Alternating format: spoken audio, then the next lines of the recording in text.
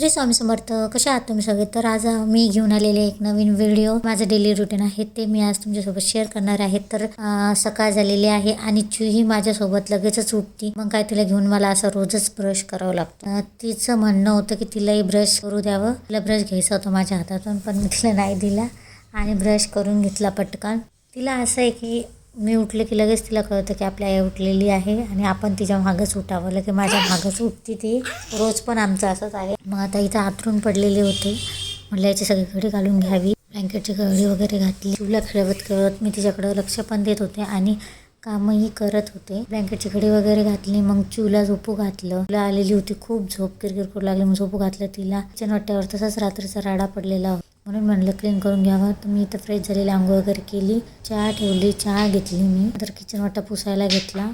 म्हणलं kitchen वाट्याचे clean करून घ्यावे. किचन क्लीन करताना मी हाच विचार करत होते की मी व्हिडिओ कसा शूट करू, कसा नाही, तुम्हाला कसा आवडन.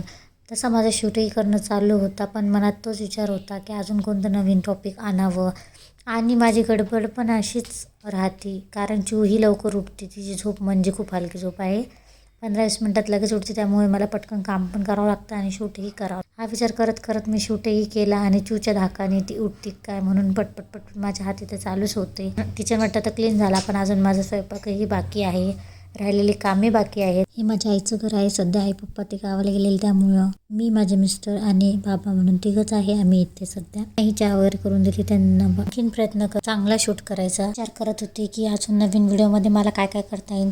माझा पूर्ण प्रयत्न तर मी करते व्हिडिओ शूट करायचा, मला सध्या जसा जमतो तसा. तर इथे लगेच मी भांडे घासायला घेतले. पाणी एवढं थंड आहे, थंडीमुळे म्हणलं काय करावं. मग हीटरमध्ये पाणी गरम केलेलंच होतं. पाणी गरम घेतलं धुवायला, कारण की चूला खूप सर्दी झालेली होती मध्ये. मी थंड पाण्यात काम केलं, तिलाही सर्दी होती, त्यामुळे गरम पाण्याने भांडे घासत वगैरे घासून झाले. लगेच धुणं भिजवायला घेतलं. धुणंही गरम पाण्यामध्येच भिजवलं मी. चांगला निरमा टाकला, कडक पाणी घेतलं होतं मस्त. धुणं तर भिजवून घेतलं.